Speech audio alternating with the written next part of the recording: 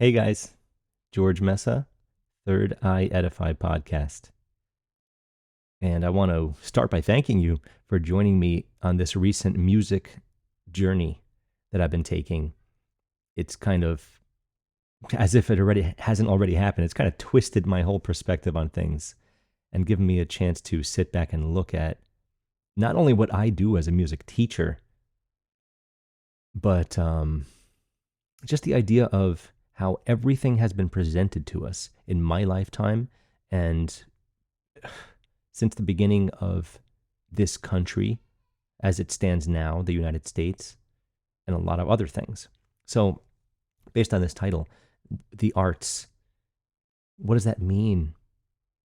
It actually means a lot of different things, of course, but it's come to mean a lot of different things to me personally over time as well. And since I was, taking this path, I was wondering, what is the next episode going to be? Because I think there's going to be one more after this, as far as this whole music set that I've been doing. And there is going to be a point of finality, trust me.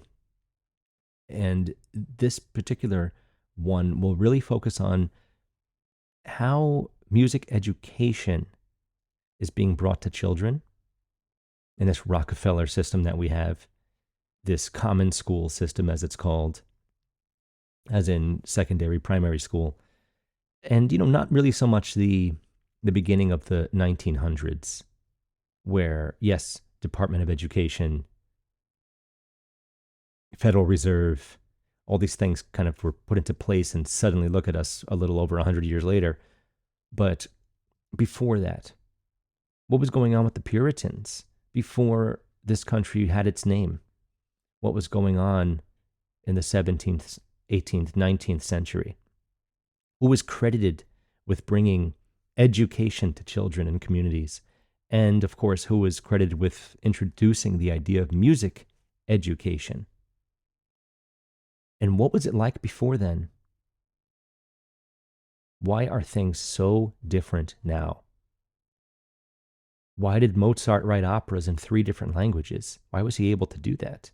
How was he able to do that? How come Johannes Kepler writes Harmonies of the Worlds as an astrologer, and yet he's completely aware of all the facets of music theory and geometry that most of us have no clue about because it's not important or it's pseudoscience? And as always, some of the people that are credited with these things have either surprising histories or, as usually happens, you quickly take the first layer of the onion off and it starts to smell funny right away. as I clearly have defined in several episodes in the past, a lot of people that are keeping track of things during the periods of times where these people were up and coming, they're critical of them. It's easy to be critical, but when certain people don't seem to be the right man for the job, and yet they're remembered as the person who brought so much to us, it's time to start looking at it. It's time for us to all take a second, third, fourth look at everything that you're surrounded by. And that's where we're going to go with this one today. So let's get into it. At first, I thought of the usual stuff. There's less funding for music education in schools. They start you later. It's not, I think they might have even started as early as 3rd, 4th grade. Now it's 5th grade, 6th grade, 7th grade. And that's if the kid wants to do it, of course. And most kids, and I have a lot of experience working with kids who are in the school music program and they take private lessons with me, right? Just so you know the perspective here. Most kids can't wait for it to end. And I like to see what they're given just so I can see where the program is at. But I also want to help them with the music that they have so they go back to class. This is the point, of course. Yes, I want to give them theory. Yes, I want to show them how to play stuff that's, cool and things that I usually teach. But the point of them coming to me half the time is that they want to be more prepared than the next guy when they go back to school the next day and they play their music together in a group. And of course, Western notation, the way music is written that we're all familiar with, That's obviously the heaviest focus. And you may be saying, of course it is. But what I mean by that is these kids can't get off the page. I think I jokingly said recently that I can hear the ink. And I say that to a lot of students so they can realize that there is more than the page. Music is a listening art.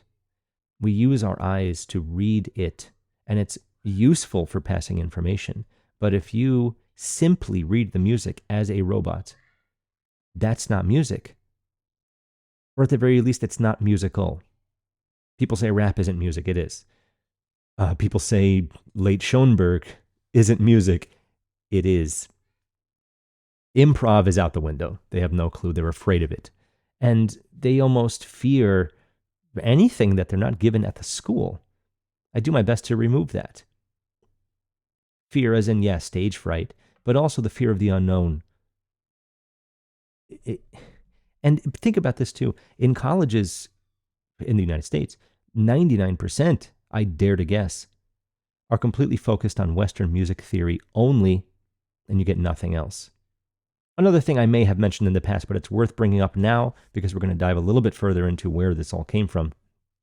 And if you guessed Yale, well, that might be a big factor, but it's not going to be a huge focus on this episode. Yale might have created the U.S. in general, but we'll get to that in another one, I think. Most of these places don't even have the music education program available in college. They have performance or something along those lines where you leave having done most of the same work you've done in, secondary school, elementary school, middle school, high school, where we're just reading notes, we learn how to be great readers, and we move on with our lives. And then, as usual, I used to play trombone in high school, and they mention it as a passing thing, like, I conquered that. It's not a conquering. You got good enough to be able to do what you were passed along to do. You had usually 4-6 months to learn several songs. It ain't much. I'm sometimes put in a situation where I got to learn 30 songs in a week. And it's doable if you have the right tools, of course. So let's go back a little bit now that I kind of set the ideas of what I don't like about what's going on lately. And I'll get back to that after we discuss some of the major figures here. But the first one I want to start with is Lowell Mason, who you will see here. Born January 8th, 1792, died August 11th, 1872. He was known as a music director and a banker. You'll see all these people I'm going to mention today, they obviously are known for other things, and they're usually not the kinds of things you'd like to know people for. Bankers and lawyers particularly. Leading figure in 19th century American church music. Critics say he dumbed it down, and to my own knowledge, I agree. He famously set a melody to Mary Had a Little Lamb. And is that an innocent poem? It was a poem first, by the way. And it's one of the first things that Edison recorded. Just so you know, there's an actual recording of that poem on the phonograph, of course. And he also arranged Joy to the World. Arranging simply means that you take a melody and you arrange it for an orchestra or for a chorus to perform in a group setting. Is that a cover? Does it count as a cover? I guess it does, right? So this person wasn't necessarily a pioneer of new music or anything along those lines, because music was already thriving throughout the entire world, of course. But eyes were being set more on a global scale, which is a good thing. And based on the years, you can see that he was coming up at a time where our country was starting to really gain some headway, finding our, identity, whether it was implanted into us or not. But critics, and I'm reading this word for word here, that music simply let soprano, the melody, be the interesting part. Everything else took a back seat. In other words, the alto, the tenor, the bass, the other three parts of a chorus that are not the soprano, the highest heard thing, usually where the melody is, they got this very lame stuff. And often, and this is the interesting thing here, Often they needed an organ to play with them, to fill in the gaps and make the stuff sound more interesting, more like a full orchestra.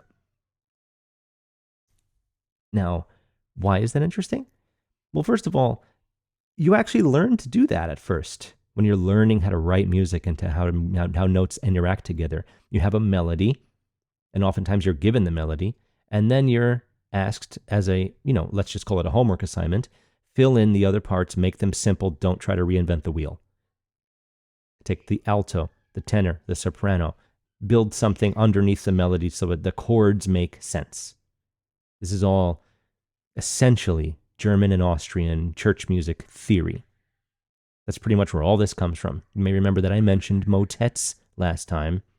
I also highly suggest that you go listen to motets to see what my point was last time. And if you haven't, I hope that you have. That's M-O-T-E-T, by the way. Not sure if I spelled it last time. Mason and some of his children, Mason, right? What a coincidence that that's his name. They had a business. What was that business? Take a wild guess. They built organs for the home and for the church. Here's another look at the Mason and Hamlin Organ Company. This is the same family as Lowell Mason that we are discussing right now. Aside from all this, he's largely credited with bringing music into American public schools. And the notion and the nature of public schools in this country as they pass through the 17th, 18th, 19th century, I'll get to that in a little bit. But this Masonic music, pun intended, had less complex characteristics, and it prevented American church music from prospering by focusing an education required European approach. Why do I say education required? The way we're taxed, it's almost a requirement. You want to let your kids go to these places for more than half the day during your work hours, of course, so that way you can come home, maybe have dinner together, and that's your day. It's not meant to be. And we can all manifest a better life for ourselves and our kids, by the way. And it's doable, and we need to work together for that. But that's the approach here. Like, you can't do this if you don't have the education. You're not wearing a lab coat. You don't know anything about science. You don't know anything about medicine. You're an idiot. Unless you go to our schools and pay big money, of course. So that's the point. This is all part of the plan, in my opinion. And people like him are ones that pushed it. Now, I'm reading from Wiki on this one. Mason and his colleagues and his brother Timothy Mason characterized the music coming up in the Second Great Awakening as backwoods and unscientific. So here's the point of contention in the development of this country and its ideals, education and otherwise. The Second Great Awakening, there were three, is from the early 19th century and had a focus on like romanticism and pure emotion and the supernatural. It's okay as long as it explains things or gives people some solace, soul, as in the warmth of the sun.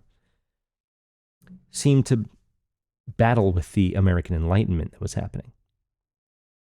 The American Enlightenment, which is credited with creating this country. And as I said earlier, I think Yale and institutions like it, had far more of a hidden hand with that. This led to the Declaration of Independence, apparently, the American Enlightenment. So they were at ends with each other. And I'm kind of living now in Kentucky here. I'm kind of where this all started, this Second Great Awakening. So it's interesting. I wonder if I can kind of fish around and find people that know a lot more about the not so long ago history of this. But as usual, people like Mason selling organs with their not so fancy music, the kind of music that was almost backpedaling from what was being developed already, that's backwoods and unscientific to me. Or maybe the science behind it is, I'd love to sell some organs. Let me write music that everyone will buy, and that way they have to perform it with an organ, and then I'll sell them the organs.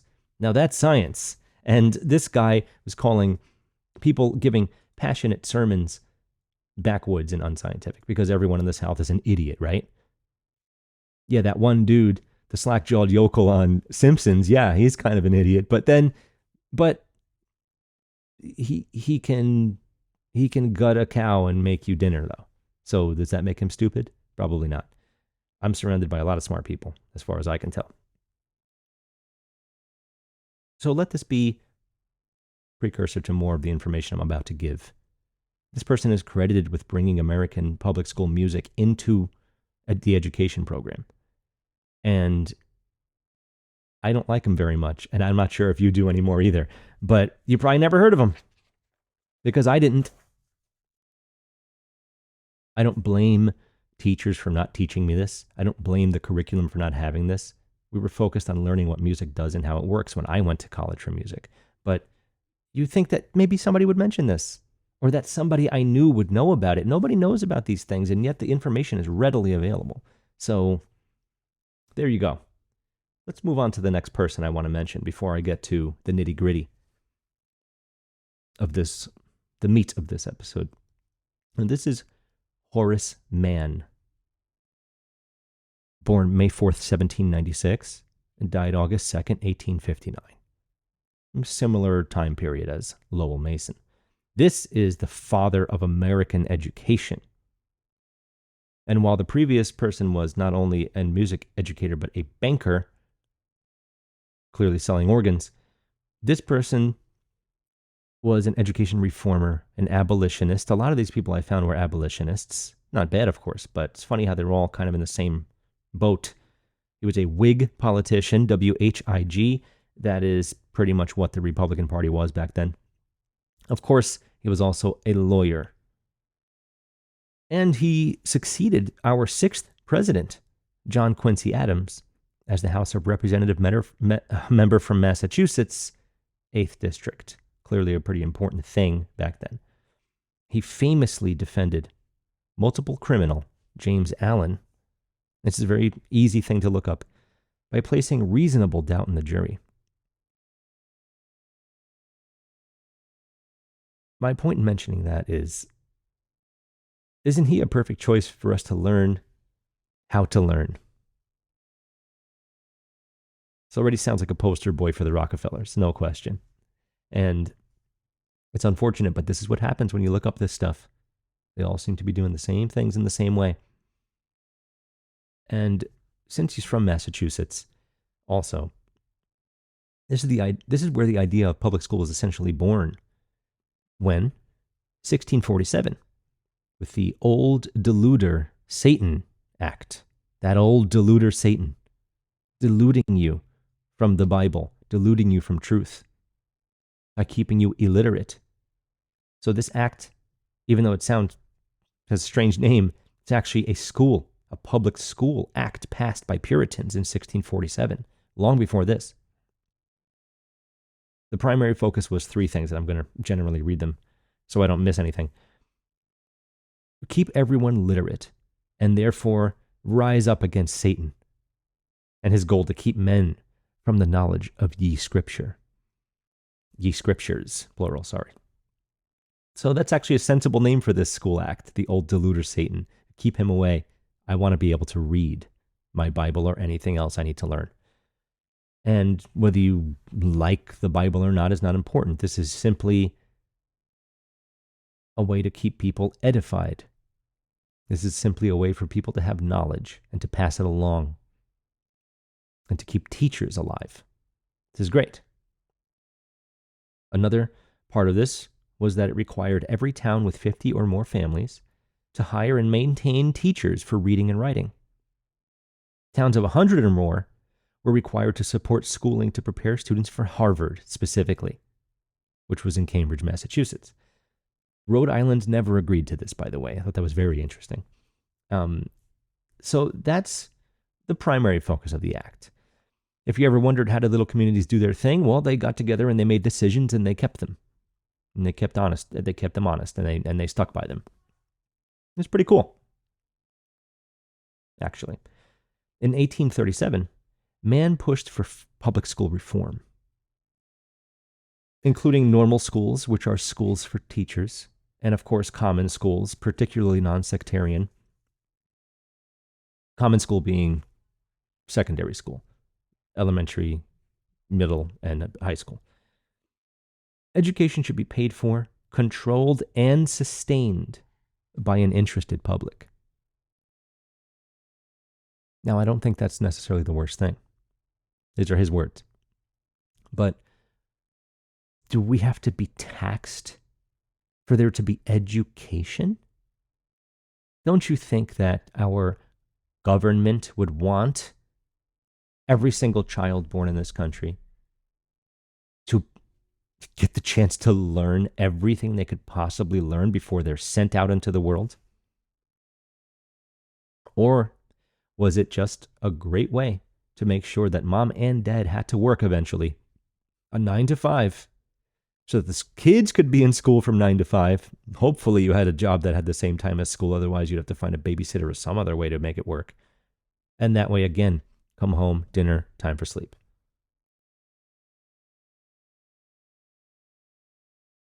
Think about it. I'm not trying to put any thoughts in your head. I'm trying to give you information. And being a devotee to phrenology, the study of the skull, I remember a scene from Django Unchained that mentioned this very particularly. Of course, phrenology was pseudoscience.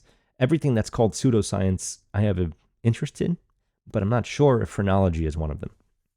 And he believed that education could eliminate or reduce human failings or compensate for any biological flaws.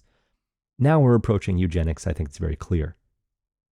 And again, this person is credited with being the father of of American education, not music education. This is the father of American education, which is going to go hand in hand with the music education concepts I'm going to discuss. He also believed the alphabet, the man, Horace Mann, he believed the alphabet to be skeleton, shapeless, skeleton-shaped, bloodless, ghostly apparitions. That's what he thought the alphabet was. He thought teaching the alphabet was illogical. Now, think what you want about that. But I'm going to mention the concept of musical technicians. I think this idea of learning how to speak, read, and write without caring about the alphabet specifically is exactly what creates a technician. This is what creates a matrix slave. This occults knowledge, only teaching what he thinks they need to learn. This is not how things used to be. And this is clearly what led to the Department of Education type of learning we have now. Very interesting stuff. And there is a small relationship to someone else that I want to quickly throw out there, seen here with the hidden hand. Of course, Lyman Beecher, who had a lot of very interesting children. Harriet Beecher Stowe, who wrote Uncle Tom's Cabin. And I didn't know this, her pen name was Christopher Crowfield. CC, Christopher Columbus, 33, hidden hand. It all kind of checks out. Henry Ward Beecher was there. I didn't put much info on him, but if you look him up, you'll see that he has some history. And Catherine Beecher also, who is more aligned with the last two people I mentioned as far as being credited with helping public education move along in this country. But he's a pretty influential guy, and I think that it'd be worth your time to check him out. Not necessarily music related, but has a relationship with all the people we're discussing. And you'll find a lot of these people are pictured with the hidden hand. Left hand is showing the left hand path. Negative. The right hand is missing or hidden. This happens very often. So, having said all that, seeing that just on this is surface level stuff that I'm bringing to you. That's on purpose. I'm not going more deeply into these people's histories because it's clear that one was credited with being technically the father of American music education. Meanwhile, he was just trying to sell organs, and he was okay enough at making music, at arranging music to bring it to groups. And with a little bit of training, it can be done, trust me. It doesn't get you to write an opera in 3 different languages. And the other one that was the father of American education in general. And he thought the alphabet was pointless. So why do we always let history tell us that certain people are great and we know nothing about them or nothing of who they even were? Have you heard of these people? I'm sure somebody out there has, but they're not the most prominently mentioned people, and they're not that old. And I'm sure you never heard of the Old Deluder Satan Act, because I certainly haven't. But maybe it's just common knowledge. Leave a comment. Tell me. Let me know. Now, I want to quickly make mention of something before I go into some of the stuff I think about the current level of music education people are getting versus what somebody like me brings to the table and versus what I'm going to start bringing to the table. Because I really want to start actually getting students that just want to learn how music works and how to listen to it and what to listen for. It may put a sour taste in their mouth with a lot of the music they loved growing up, but drop your heroes. That's the point of this show, actually. It's not this episode, this show. I want people to start to grow out of what we're given as what is supposed to be entertainment. When the funding for music goes away in schools and sports is thriving and people gamble on college sports and probably high school sports too, something is wrong. The first problem is the way teachers get paid in general, but let's approach that a little later if we need to. So I was shown the main tenets of music theory, as you may remember from my episode Holy Trinities, is that there is a tonic, we go to a predominant, we get to the dominant, and that takes us back to the tonic. This trinity governs the direction of almost any music you can find. Almost. And whether it's just one single melody or not. This is how music flows. This is how the frequencies work. No matter whether you're starting from 440 or 432 or 420 or whatever. No comment on the 420. That just kind of came out. But the interesting thing about this is that the house, the tonic, if you make the T and I, you get ionic, Ionian, the Ionian pillar, the pillar in the center of it all. Your household is your ionic pillar, and your life swirls around it, and everything, you stay in the center. You are your center. Your family is your ionic pillar. And I'm just wondering, let's just say, even if you look at it in a business sense, right? Let's say the predominant would be like your pool of potential or active customers, clients, whatever. The dominant force are the paying clients that I'm not saying fiat dollars. I'm just saying that money is energy, and you are giving funds or exchanging goods and services, whatever you want to call it, however the trade happens, you have something to provide. Let's just say humanity to make it as impactful as possible. And through the energy of transactions, through the energy of money and or currency or the goods and exchange services, goods and services exchange, money flows through you. Money doesn't stop at the pillar. The pillar is your stopping point for you personally. The goods and services and the currency that you use is what swirls around. So I'm wondering how pertinent I can relate music theory to your own life. I think I can. And I'm starting to really think about how my own, what my own service can be that I provide for people. What do I offer? It won't stop at this show. But this show, as it grows, and thank you, especially to Rockfin, because I am growing. I'm almost at 1,200 followers. And that's very exciting for me because I want this to reach people. Not because I want something in return. This is what I need to do. And I hope that you guys are getting something out of it. Life spirals around the pillar. Your life spirals around you. Something to think about. And anyway, as expected, looking back,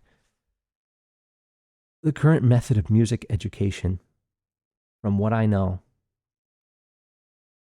and I know a lot about it, not the most, but I do know something, believe me. It's to blindly read song after song like a robot, and eventually become a technician and nothing more. And what is a technician? Business-wise, a technician is typically overworked and underpaid. You do the most work and you usually make the least out of the money that flows through that business. And the lowly technician is typically the performing musician. Perhaps this is why music performance is one of the only things you can get at most schools. Colleges, I say. The music education program is not available at a lot of colleges. Have you ever gigged before? I promise you that the amount of hours you put in, you don't get paid per hour much at all. As far as you putting in time to learn the gig, to get the gig, to practice the gig, set it up and take it down. It's not the best idea. And this is exactly how the Rockefeller Department of Education system works, creating slaves to the matrix, creating technicians who will willingly do as much as possible for as little as they can possibly suffer. I find that most students know almost nothing about what they're doing. They know almost nothing of how music works. And they can simply play simple things. And they're completely afraid of the unknown, as I mentioned earlier. And I'm speaking from the heart, but I did write some notes down about this so I could be clear about how I'm offering it to you. There is an inherent problem with this. It's just another thing to do. That's what they've turned it into. Just like going to the gym and playing, European handball for half an hour, getting changed and running to your next class, sweaty as heck. And because, obviously there were showers at my gym in high school, but we didn't use them. So I'm not even sure if they worked, as a matter of fact. But they were there. I know that used to happen, but it certainly wasn't when I was going to school. You think about that. Reading books from older philosophers, just like the ones that were studied during the American Enlightenment, Francis Bacon, Shakespeare, these people were studied rigorously. Do you know who Sir Francis Bacon was from high school? I don't think so. I certainly wasn't. That name never came up. It's clear that these learned men knew much about the inner workings of music theory and geometry and arithmetic. And of course, frequency and those resultant geometries. So when did that go away? How come people just, most of the time you get people that are doing it because they're forced to. And yeah, you should get your kids to try different things, whether it's martial arts or sports or music. But for it to just be this thing that you do that you can't wait for it to end, and it's just what you do every Wednesday night. And I can't tell you how many times I've either lost a student or a lesson or even a performance that you work hard for was missed because there was a random, we're practicing tonight instead of tomorrow for soccer. And if you're not there, you're out. You're out of the team. And sports wins every time. It's one of the only things I could agree on with most of the other teachers I've been surrounded by all these years, is that how many times have you lost a student to sports? And anyone that's watching that is one, do you not know what I'm talking about? It's a pandemic, in my opinion. That's a pandemic. Let's think about Johannes Kepler for a second, who I mentioned earlier, Harmonies of the World. And he wrote this little tiny book called The Six-Cornered Snowflake. I'm not going to get into detail about what it's about, but if you read it, and it's very short, I highly suggest reading it. Not because it's the best book ever or because you need it in your life, but what you need from it is the perspective. And you see how well he draws complex geometries and how he discusses very interesting ideas that some of which you may have never thought of. It's all just him in passing, just kind of thinking out loud. And what he was taught about the way the world works is nothing like the education we are currently presented with. This is why people are homeschooling. This is why, hopefully, the Department of Education falls flat on its face. They're not looking to make sure your kids grow up to know the world and how things work. They're simply taught to work as much as possible and knock the next guy down to make sure they get what they need and want. There's no teamwork. It's unbelievable. There are great teachers out there, and they're just stuck in this terrible loop. And they're threatened with, much like those soccer teams and football teams especially, they're threatened with losing their jobs or pensions.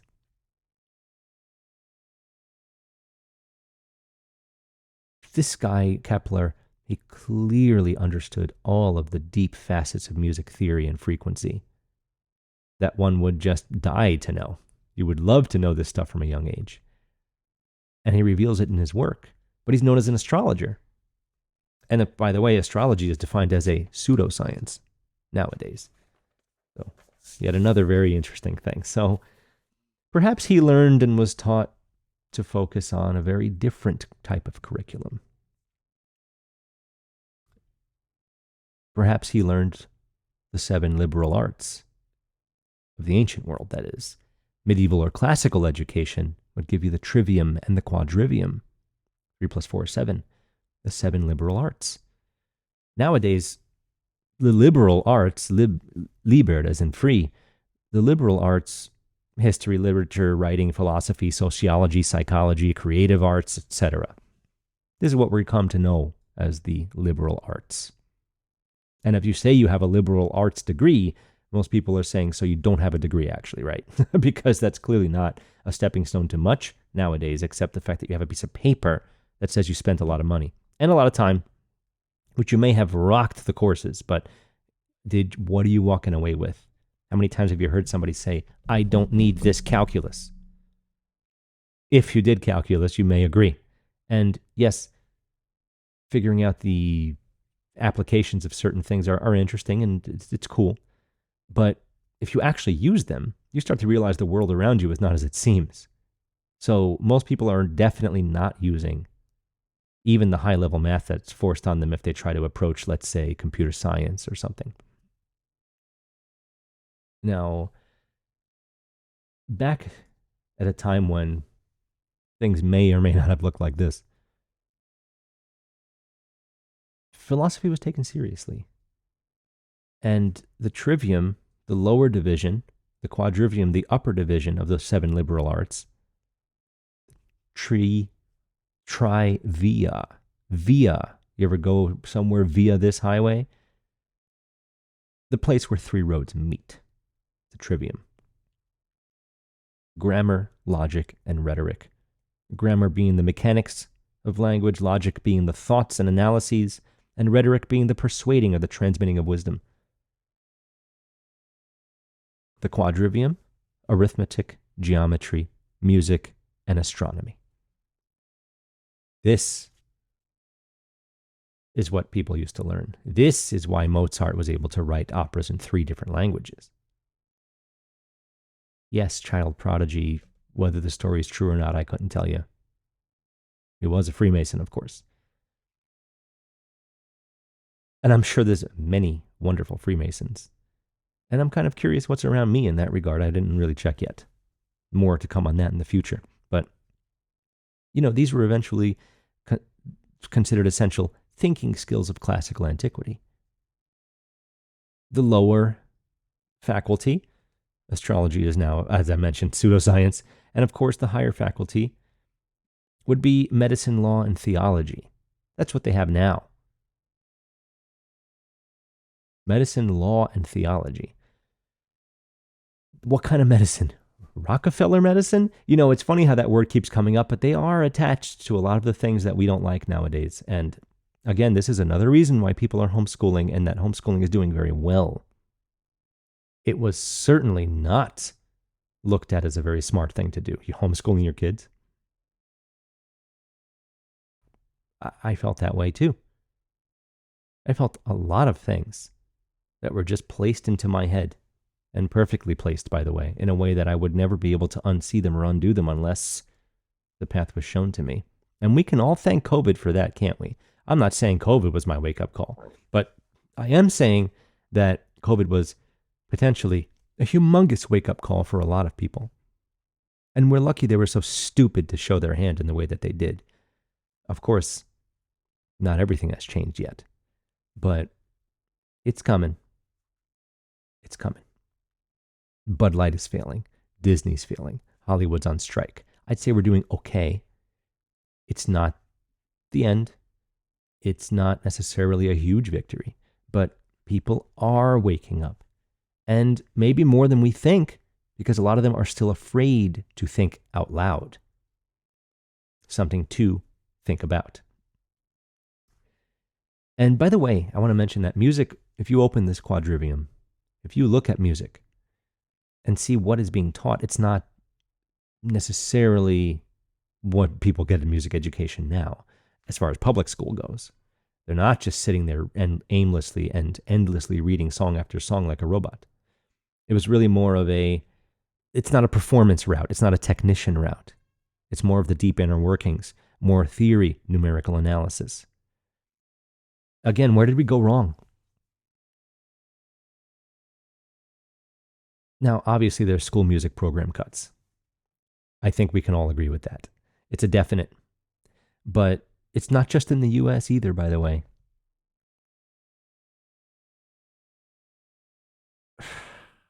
And I mentioned the low teacher pay, but did you know that fundraising was extremely common? I know there's fundraising. I know that. George, you didn't know that? I know that. But I didn't know how common. It's rampant. You have to work extra hours just to raise money to feed the beast that barely pays for your life. Teachers are woefully underpaid, and I am speaking at an understatement here.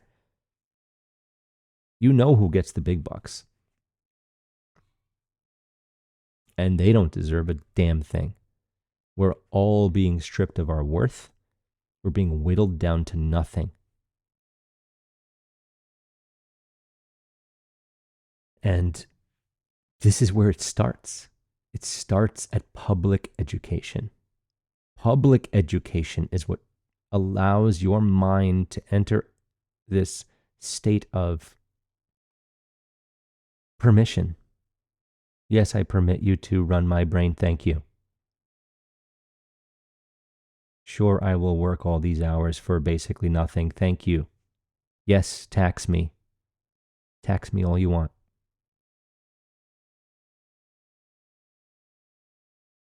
Tax evasion?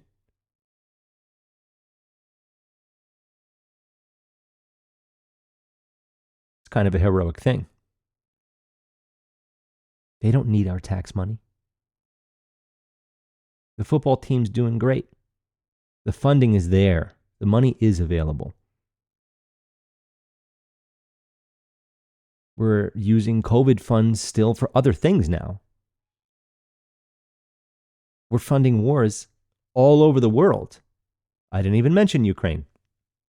There's so many billions of dollars just being printed and thrown around all over the place. And we're charging parents money for public education, and we're making sure that teenagers are taking out loans just to go to college, to get a liberal arts degree that has nothing to do with the ancient liberal arts that seems so important to so many people suddenly. something's clearly wrong. And I'm going to be broadening and changing my own style in the hopes that I can reach more people. I'm actually going to be doing some group things here at local libraries and other places that will have me. One focus will be to show that I can take you in as a student even if you don't own an instrument. I can show you what music is at a quadrivium level. And maybe I'll start doing some talks about the effects of media and entertainment on children. When I was on Crow about 3 years ago, that's what the main topic was. I can use that information too because I have a large amount of expertise in that for more reasons than one. But, coming back to the fundraising thing, this is how strikes happen. You have to, technically speaking, work weekends. And I know most people don't have weekends off anymore, but imagine working weekends to help some corporate overlord raise money. And this is so you can get a paycheck? This is truly the life of a technician. This is what most children are being trained to become, technicians and nothing more. I've lost a lot of students to sports. It's worth repeating. I've lost a lot of students to sports. And I've had a lot of students to be able to lose a lot. I've had many hundreds of students. 400. I would guess, if I had to be really strict with the guessing, somewhere in the mid 400s is how many students I've had. And some of them I've had for many, many, many years, 7, 8, 9, 10 years. Because I've been teaching more than twice as long as that. So I've been teaching since the 90s.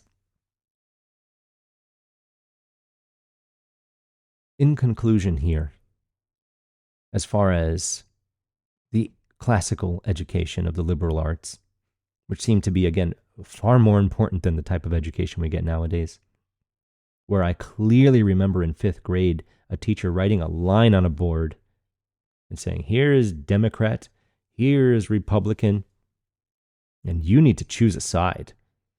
And I was even then, I was like, what? I need to choose a side? Just ripping apart the fabric of relationships and community right then and there, right before my eyes on a chalkboard. That's a technician hard at work, doing exactly what he's supposed to do.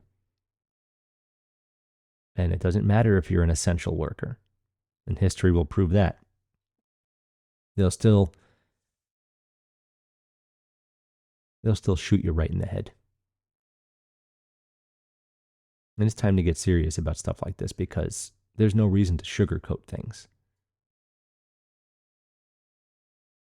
What happened with COVID and the things that were pushed forward with it have only yet to rear their ugly ass heads. So many people died. So many people are still dying from the poison darts. And with the cashless thing happening very rapidly, I'd say, Australian banks some of them are only allowing $500 withdrawals right now. The cash is going away. Your digital money is not safe.